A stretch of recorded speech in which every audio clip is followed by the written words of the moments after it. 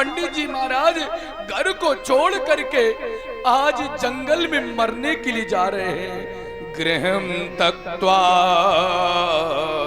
वनम गता।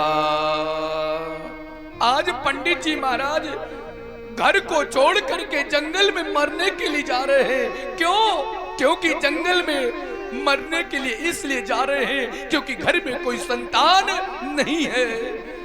आत्मदेव पंडित जी महाराज ने घर को छोड़ दिया और छोड़ करके आज जंगल में पहुंच गए। और जैसे जंगल में पहुंचे कि जंगल में पहुंच करके एक वृक्ष के नीचे बैठ करके मरने का उपाय सोच रहे थे कि मैं प्राण कैसे त्यागूं। और आज वहीं पर आज एक संत आ रहे थे। संत ने देखा लगता है ये पंडित जी परमात्मा भगवान के लिए रो रहे हैं। और आज देखते देखते संत पंडित जी महाराज के पास आ गए। पंडित जी महाराज आप क्यों रो रहे हैं? क्या बात है?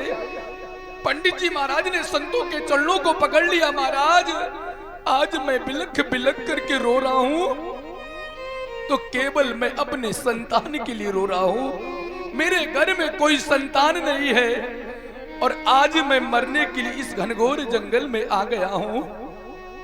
जैसे संत ने सुना, संत ने मन में विचार किया, अरे राम राम, मैंने तो सोचा था कि भगवान के लिए रो रहा है पंडित जी, लेकिन ये तो मोह माया के चक्कर में फंसने के लिए रो रहा है। आज संतान प्राप्त करने के लिए बिलख बिलख करके पंडित जी महाराज रो रहे हैं। संत ने कहा आप अभी घर जाओ। और जैसे घर की बात की कि पंडित जी महाराज ने अपना सर वृक्ष में पटका और जैसे वृक्ष में पटका कि रक्त बहना प्रारंभ हो गया।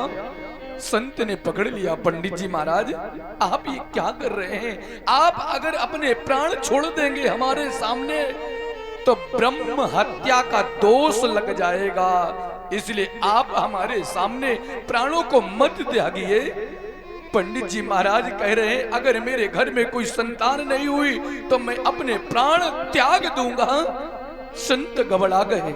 संत ने मन में विचार किया, राम राम, मैं तो भजन करने के लिए जा रहा था और आज मैं पंडित जी के चक्कर में फंस गया। समय नजदीक आ गया। आज संत ने पंडित जी महाराज की मस्तक की रेखाएं देख करके बताना प्रारंभ कर दिया।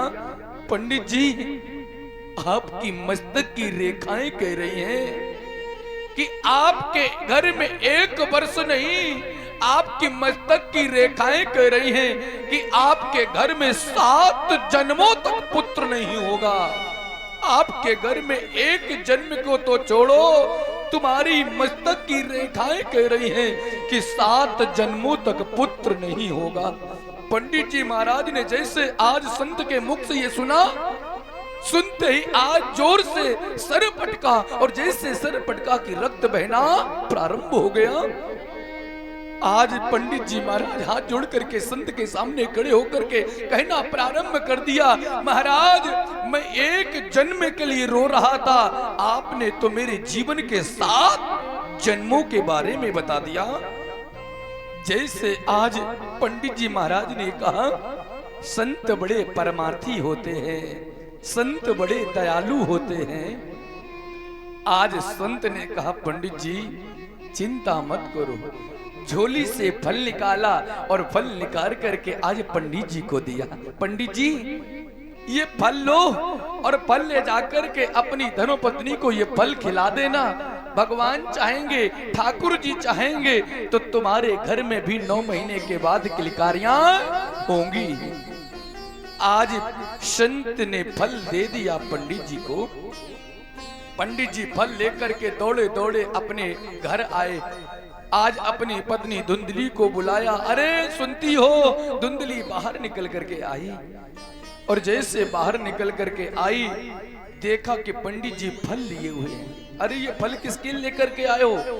अरे ये फल लो पंडित जी, आज फल दे रहे हैं धुंधली को, ये फल खा लो जा करके, संत ने दिया है, भगवान चाहेंगे तो हमारे घर में भी किलकारियां होंगी, आप इस फल को खा लो।